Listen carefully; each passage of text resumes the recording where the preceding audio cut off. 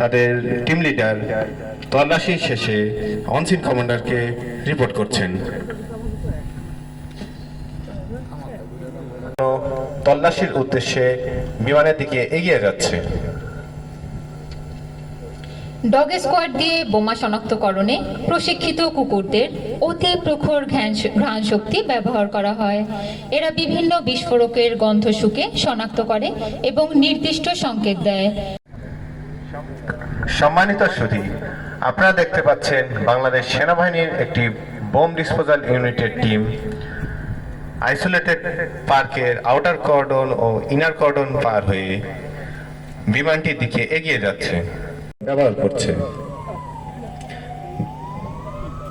সম্মানিত উপস্থিতি, বিমানের দিকে আপনাদের মনোযোগ আকর্ষণ করছি। সুইপিং টিম বিমানের মূল পরিকল্পনাকারী বাংলাদেশ বেসামরিক বিমান চলাচল কর্তৃপক্ষ জিডিপি মহোদয়, উপস্থিত বিভিন্ন সামরিক ও অসামরিক অংশগ্রহণকারী বিমান বাহিনী ঘাঁটি বীরশ্রেষ্ঠ মতিউর রহমান, বাংলাদেশ সেনাবাহিনী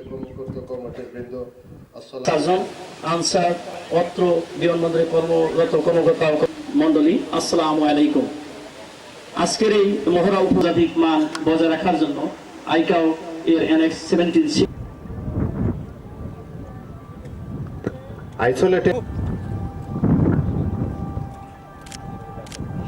পার্কিং বের দক্ষিণ পাশে বাংলাদেশ বিমান বাহিনী বাংলাদেশ বেসামরিক বিমান চলাচল কর্তৃপক্ষ ক্যাবের ফায়ার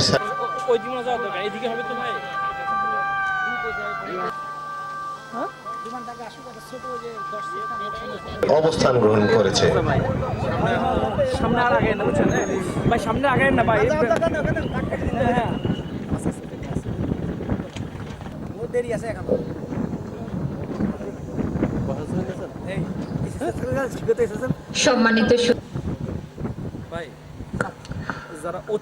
সম্মানিত সুধী, আপনারা দেখতে পাচ্ছেন আমাদের অনসিন কমান্ডারকে বাংলাদেশ বিমান বাহিনীর বোম ডিসপোজাল ইউনিটের টিম রিপোর্ট করছেন। পার্কিং বের উত্তর পাশে অবস্থান গ্রহণ করেছে। সম্মানিত সুধী, আপনারা দেখতে পাচ্ছেন আজকের অনসিন কমান্ডার যশোরের বিমানবন্দর ব্যবস্থাপক এবং ডেপুটি অনসিন কমান্ডার হিসেবে আছেন। সম্মানিত সুধী, আপনারা দেখতে পাচ্ছেন অনসিন কমান্ডারকে ইতোমধ্যে বর্ডার গার্ড বাংলাদেশের ডগ স্কোয়াডের টিম লিডার রিপোর্ট করছেন।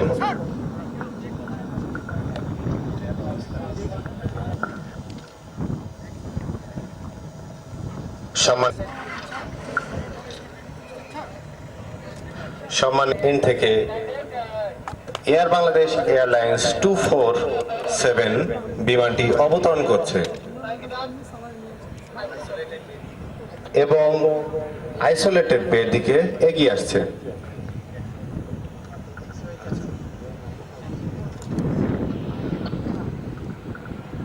এয়ার বাংলাদেশ এয়ারলাইন্স 247 বিমানটিকে অনুসরণ করছে ক্যাবের একটি ফায়ার ভেহিকল ও একটি অ্যাম্বুলেন্স। আপনারা দেখতে পাচ্ছেন এয়ারক্রাফটটি আইসোলেটেড বেতে পার্কিং করেছে। আনসার সদস্যদের একটি টিম দক্ষিণ পশ্চিম দিক থেকে অতি দ্রুত গতিতে এয়ারক্রাফট এলাকায় প্রবেশ করতে না পারে।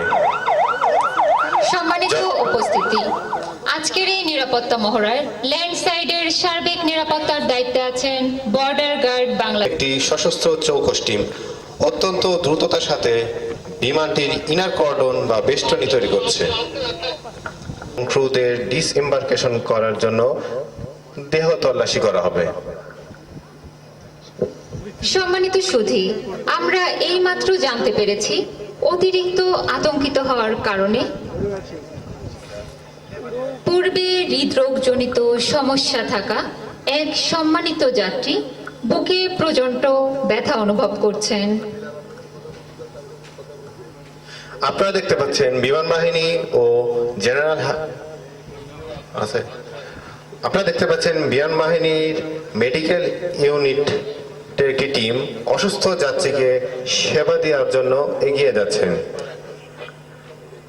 সম্মানিত অসুস্থ যাত্রীকে স্ট্রেচারের সাহায্যে ইনার কর্ডন থেকে বাফার জোনে নিয়ে আসা হবে।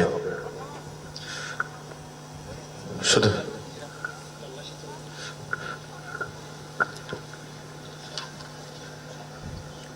সম্মানিত সুধী, আপনারা দেখতে পাচ্ছেন বিমান হতে যাত্রীদের নামানোর পর নিরাপত্তার স্বার্থে ডিসএম্বার্কেশন করা হচ্ছে এবং দেহ তল্লাশি চলছে।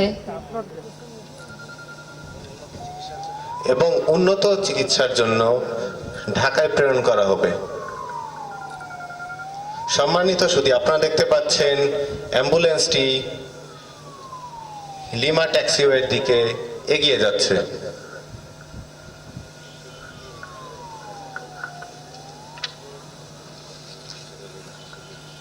সম্মানিত সুধী মণ্ডলী, আপনারা দেখতে পাচ্ছেন দক্ষিণ পূর্ব আকাশে 06 হেলিকপ্টারটি অবতরণ করতে দেওয়া হবে। জরুরি চিকিৎসা সেবা নিশ্চিতে এই হেলিকপ্টারটি অসুস্থ যাত্রীকে ঢাকা পৌঁছে দিবে। সম্মানিত সুধী, আপনারা দেখতে পাচ্ছেন বেল 20। সম্মানিত উপস্থিতি, আপনারা দেখতে পাচ্ছেন বম ডিসপোজাল ইউনিটের অপারেটরগণ।